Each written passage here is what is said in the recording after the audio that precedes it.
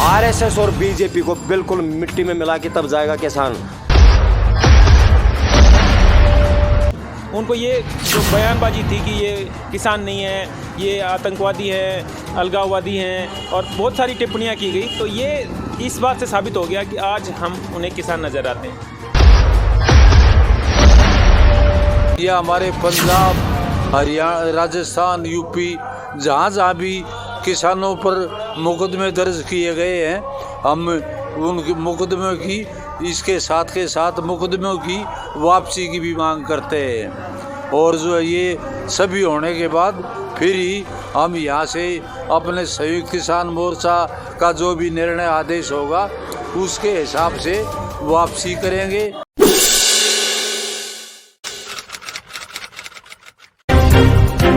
न्यूज़वुड, खबर भरोसे की।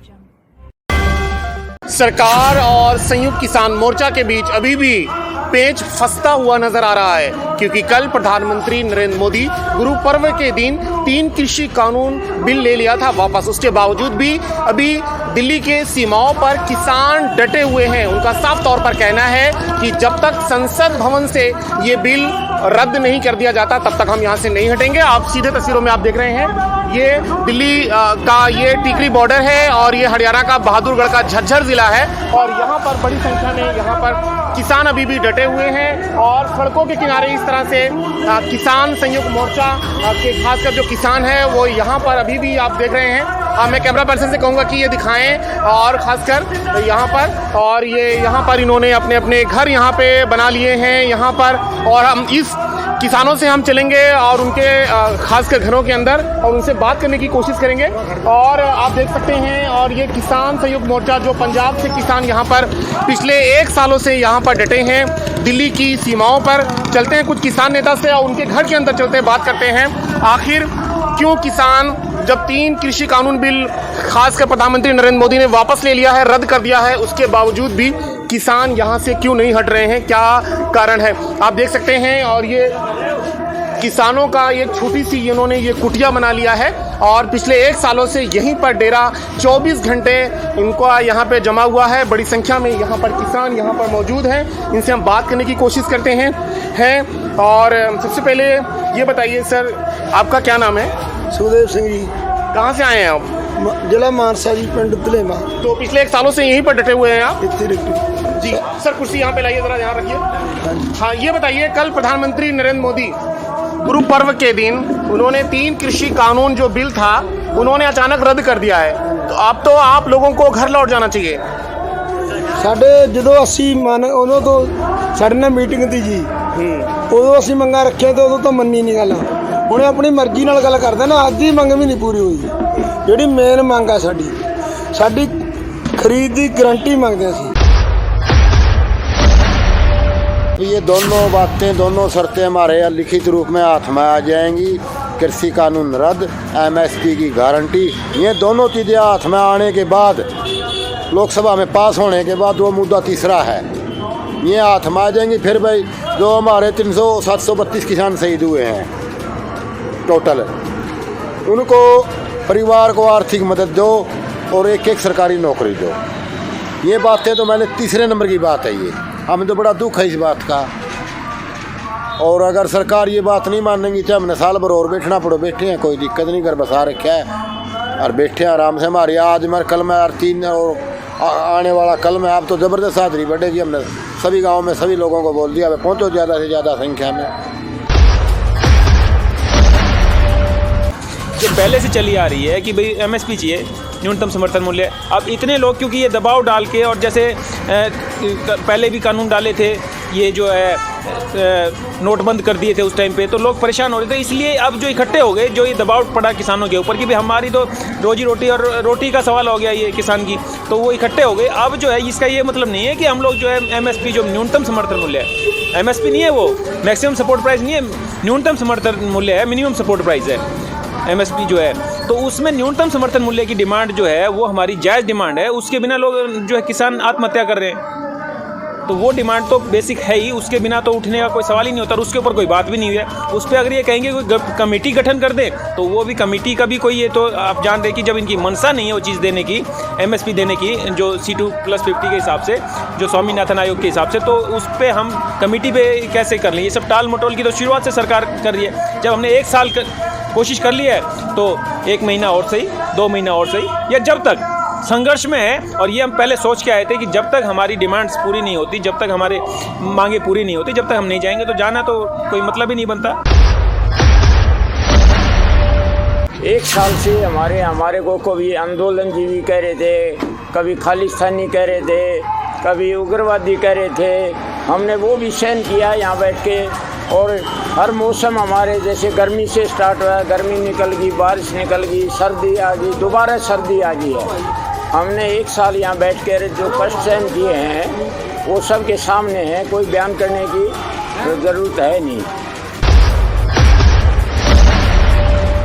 झूठा है यो, तो देश का झूठा है। इससे बड़ा झूठा हमारे भारत में प्रधानमंत्री नहीं आया और नहीं आगा आओ बीगा, यही सतीगा है। आपने सुना होगा कदे मथुरा में कनस होया था, यो उसने भी पार कर लिया। हमारे बड़े बुढ़ा ने भी मारा के ये बात बताई है भाई, उन्हें भी एक दिन ऐसा चाड़ा कर था जो यो आज मोदी कर रहा है। तो वो भी कृष्ण ने मारा था मथुरा में, उनका जब संगार होया था। तो ये हमारे जो किसान भाई बैठे अन्नदाता, इनका संगार करके हटावांगे, सरकार ने उखेड़ांगे क्यों? सांप थोड़ा चिंता रहे, जब डंक मार दे फिर भी सिद्ध होगा। तो हम तो ये सोच रहे हैं भाई पूरा काम करके ले आएंगे, इसकी दांव मुंडी रगड़ी जा, हम छोड़ांगे नहीं इसने। 15 लाख रुपए मैं हर के खाते में डाल दूंगा। आज तक 15 पैसे भी आए, कोई बता दो हमको। इससे बड़ा झूठा क्या होगा? इससे बड़ा क्या झूठा होगा? सब गैस सिलेंडर बांटे इन्हें फ्री, 600 का जब 250 250 सब्सिडी आया करती, आज 900 से ऊपर सिलेंडर हो गया, सब्सिडी खत्म। कहाँ गया वो पैसा? पेट्रोल क्या भाव था, आज क्या भाव है? जमींदार टैक्सी चलाते हैं, इंजन से पानी देते हैं, डीजल क्या भाव है? ये कर्म है? नोट इकट्ठे करके बहन तो लाग रहा है, और हम फुटने और कितना लाग रहा है। किसान का पैसा, डीजल रेट क्या है? 2200 का दिया, 1200 रहे हैं। गन्ने पर आज से 3 महीने पहले 25 रुपये बढ़ाए, चीनी 35-40 बिक रही है। गेहूँ पर 25 रुपये बढ़ाए, 30-35 रुपये किलो आटा हो रहा है। क्यों रहे? गेहूँ तो अभी 6 महीने बाद आएगा, गेहूँ तो अभी 6 महीने बाद आएगा। और 2 महीने पहले रेट बढ़ा दिया, 30-35 रुपये किलो आटा बिक रहा है। एक ढाई मजदूरी करके रहता है 400 रुपये अपने बच्चों के लिए, जब 5 किलो आटा घर में आता है, अगले दिन मजदूरी करेगा फिर आता है। तो प्रधानमंत्री ने 1 कदम बढ़ाया तो किसान 10 कदम बढ़ाने के लिए तैयार है ना। बातचीत के लिए बुलाइए तो बातचीत के लिए जाने के लिए तैयार है ना। मसले बातचीत से हल होंगे। पहले दिन से हम भी बोल रहे हैं, लेकिन बातचीत का दौर जो ठंडे बस्ते में था, बर्फ़ जमी हुई थी, वो पिघल रही है।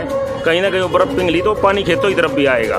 कमेटी बनाओ जल्द से जल्द। 1 कदम इन्होंने बढ़ाया तो किसान 10 कदम आगे बढ़ाने के लिए तैयार बैठे हैं।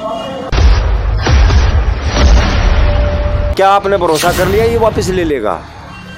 आप जब तक नहीं जाना, जब तक ये सारा हिसाब किताब नहीं कर लोगे, यहाँ तक भी 45 लाख करोड़ किसानों का जो ना इस सरकार ने लूट रखा है, वो भी हिसाब होगा।